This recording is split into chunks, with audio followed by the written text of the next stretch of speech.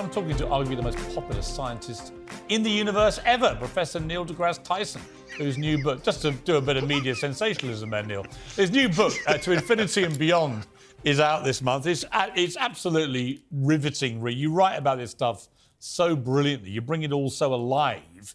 I want to go into a few things. But first of all, the key question for me with all this, especially when I was reading your book, how much do you think we know and how much do you think we don't know about what's out there?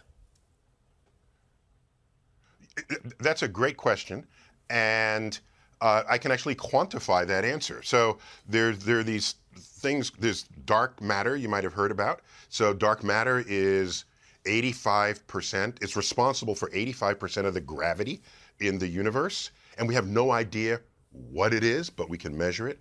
There's dark energy responsible for the accelerated expansion of the universe. We can measure that, but we don't know what's causing it. And then you add up all of these sort of what these forces are doing in the universe, it's 96% of what's driving the universe. And all the forces of nature that we know and love, gravity, electromagnetism, the strong and weak nuclear forces, life, chemistry, biology, physics, that's in 4% of the universe. So we know enough about the universe to quantify our ignorance. So we know 4% of what's going on out there. But also keep in mind that as the area of our knowledge grows, so too does the perimeter of our ignorance. And that is the very soul of science. That there are questions, people say, what questions do you want answered? Yeah, I don't think that way. I think, what question do I not even yet know to ask? I think that's the really interesting part, is that you're probably not even thinking of the great question, right? Because there may be something Correct.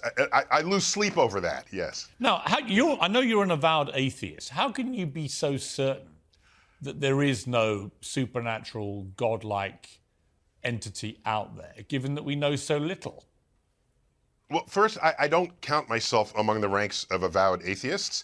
And I'll give a fast example why. A friend of mine went up to fix the Hubble telescope, okay, on the space shuttle.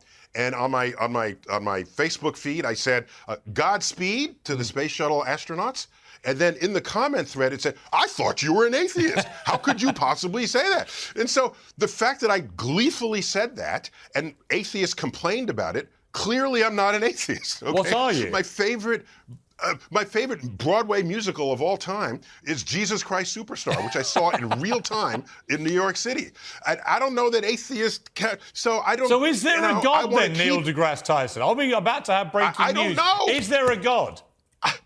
Okay, so I will tell you is that there are a lot of unknowns in the universe, but just because there are unknowns does not mean there's a deity in the unknown. If you're going to assign a deity to that which...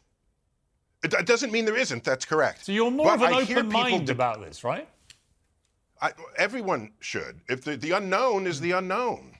But the track record of people saying God is behind this, and then you add a little science to it and you find out, no, we can completely explain it and control it, then the history of that exercise is so rich with science discovering the unknowns that were previously ascribed to deity, like lightning bolts and weather systems. There was Poseidon, there was Zeus, just look at the history of this. I'm not given reason to say, we're gonna find something, God is gonna be at the center of that, and there'll be no science to apply.